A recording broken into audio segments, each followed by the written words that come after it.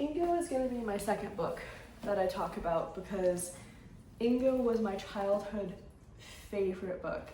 And I actually did a letterpress broadside of the first page of the book because the opening is such a good set of the tone, and I just love how the author talks. I'll read the summary, but first I just want to read you the first page to kind of like get, well, not the first page, but the part that I really love. You'll find the Mermaid of Zennor inside Zennor Church if you know where to look. She's carved from old, hard, dark wood.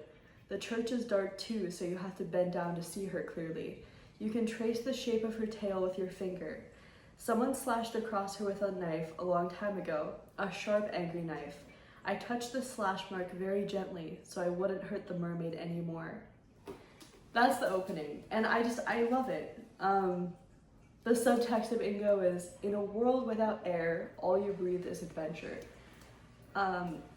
If you love H2O, just add water, you would love this book.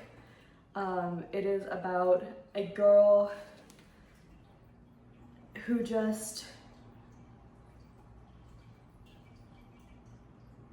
she and her brother are trying to determine why they feel such a strong call to the sea.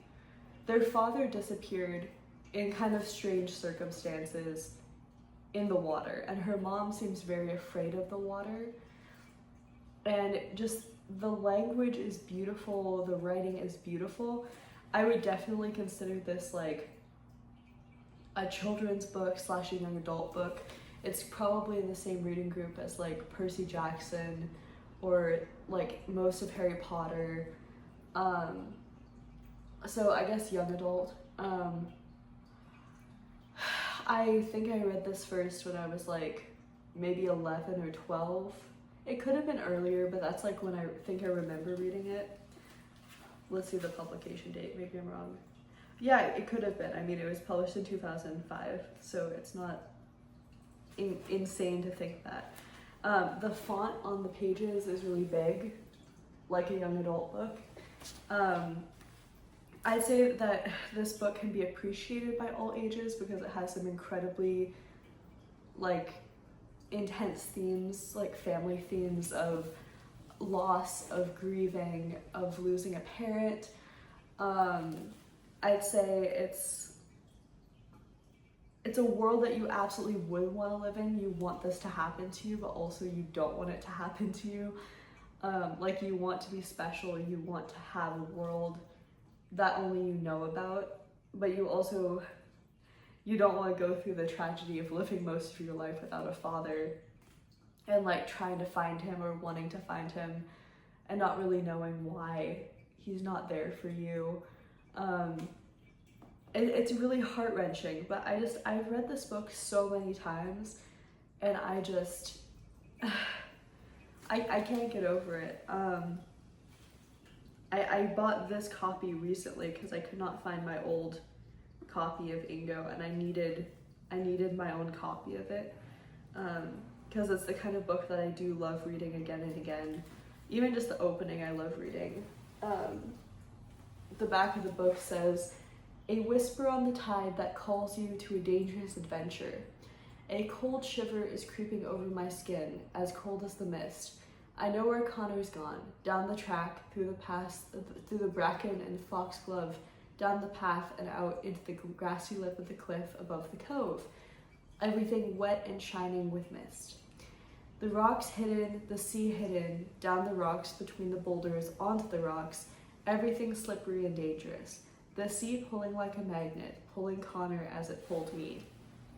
And then the opening cover says, "I wish I was away in Ingo, far across the briny sea, sailing over deepest waters, where love nor Carrick never trouble me. By the Cornwall coast, where Sapphire lives with her family, it's easy to hear the call of the sea, too easy. When the sea called to Sapphi's father, he vanished from her life.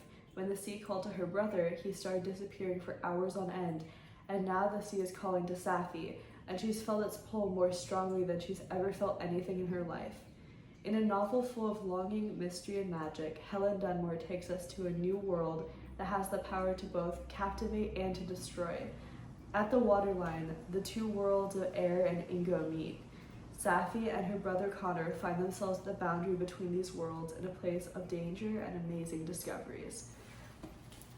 One of the things that I love about this book is it doesn't just take place in the water, it takes place at the intersection between the water and the land, and that is it's captured in so many different areas, but primarily one of I think it's their godmother, who is more like on their mother's side than their father's side, is like a cottagecore witch, and I've always loved her. Like, I have a soft spot in my heart for like green witches or kitchen witches, but she has all of these things like home remedies and what plant to put outside your door to ward away evil spirits, or how to do self-protection. And I love that it's not just mermaid, because I mean, you can see the cover, it has a mermaid on the cover. You're like, I'm pretty sure there's a mermaid involved, but I'm sure I won't be able to find it. But there's also like kind of sort of a love interest, so if you really enjoy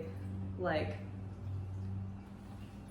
kind of sort of love stuff, there's stuff in this for you. I'm trying to figure out what that witch's name is, because I just love her, but oh well.